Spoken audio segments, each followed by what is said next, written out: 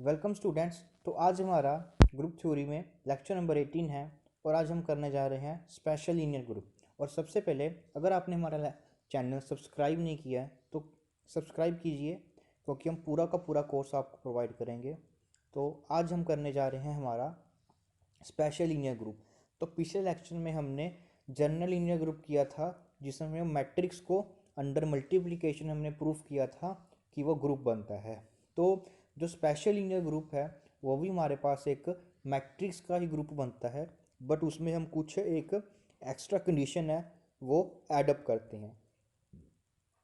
तो शुरू करते हैं हम हमारा स्पेशल लीनियर ग्रुप। तो देखिए, तो कल हमने किया था जो जनरल लीनियर 2x2 में हमारे पास क्या होता था कि इसमें हमारे पास A B C D type की मैट्रिक्स होती थी, वेयर डिटर्मिनेंट जो होता था उस मैट्रिक्स में हमारे पास नॉट इक्वल टू ज़ीरो होता था, ताकि उसका मल्टीप्लिकेटिव इनवर्स है वो एग्जिस्ट कर जाए।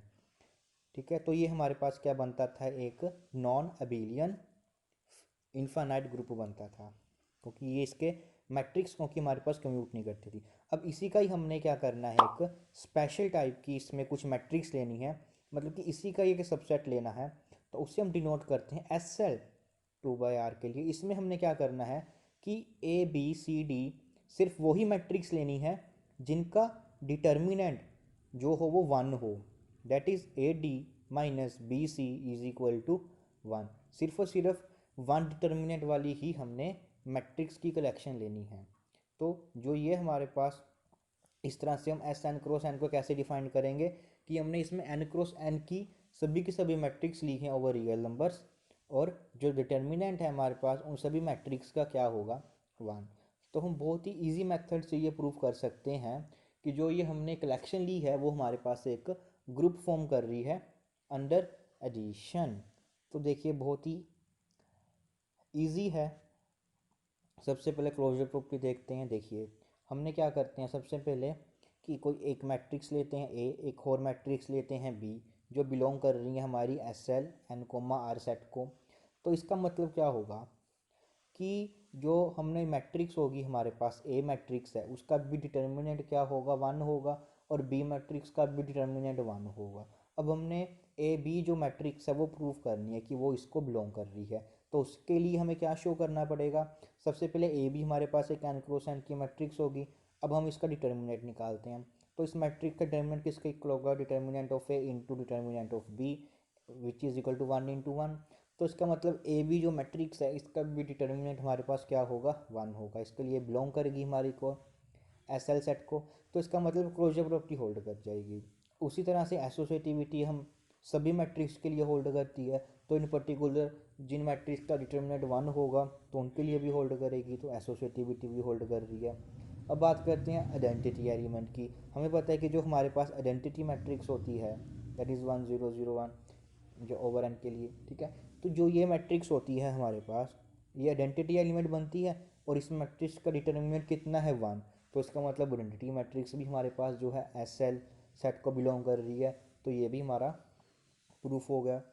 और उसके बाद जो हमारे फोर्थ प्रॉपर्टी होती है वो होती है हमारे पास इनवर्स।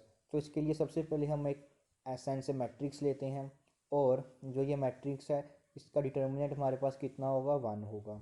तो अब हमें पता है कि इस मैट्रिक्स का जो है डिटर्मिनेंट है वो वन है, det is not equal to zero है। तो इसका मतलब इसका जो मैट्रिक्स का जो इनवर्स है हमारे पास वो एग्जिस्ट करेगा। ठीक है, अब उसका ए इनवर्स जो है वो एग्जिस्ट करेगा। हमें ये प्रूफ करना है कि जो ये इनवर्स एग्जिस्ट कर रहा है वो एस एल सेट को बिलोंग करेगा।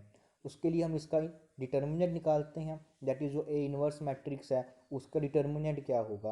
अगर इसका डिटर्मिनेंट हमारे पास इनवर्स मैट्रिक्स का वन एग्जिस्ट कर गया तो ये भी हमारा एस एल के अंडर आ जाएगा।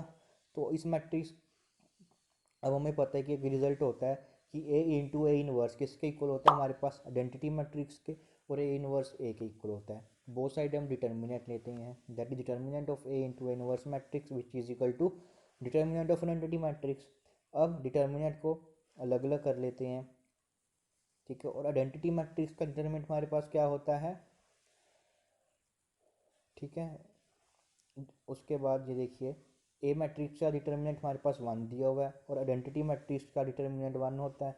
तो यहाँ से जो ए इन्वर्स मैट्रिक्स है उसका जो डिटर्मिनेंट है वो हमारे पास क्या निकल कर आया, 1। तो इसका मतलब हमने जो ए इन्वर्स मैट्रिक्स एग्जिस्ट कर रही थी उसका डिटर्मिनेंट 1 आ रहा है, तो ये भी हमारी एस एल को बिलोंग करेगी, क्योंकि एस एल में हमने वो सभी की सभी ऑल पॉसिबल मैट्रिक्स लिखी हैं जिसका डिटर्मिनेंट जो है वो 1 होगा।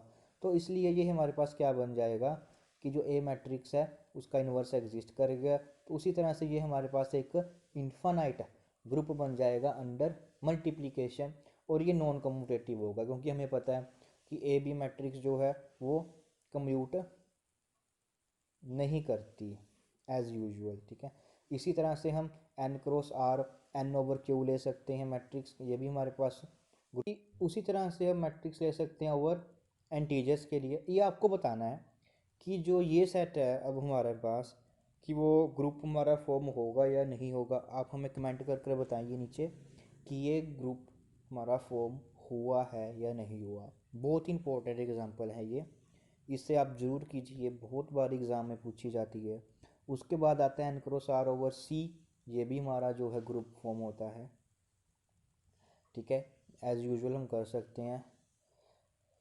इसी तरह से हमने जैसे 2 क्रॉस 2 की ली हैं, ठीक है। अब जो एस एल है हमारा वो क्या है, एक सबसेट है जी एल का, क्योंकि हमने मैट्रिक्स ही लिया ना, उसमें क्या है कि बस डिटर्मिनेंट जो था 1 लिया था। इसमें जी एल में हम सभी के सभी मैट्रिक्स की कलेक्शन करते हैं जिनका डिटर्मिनेंट नॉन ज़ीरो है, बट एस एल में हम क्या करते हैं, सिर्फ वही मैट्रिक्स लेते हैं जिनका डिटर्मिनेंट क्या होता है 1।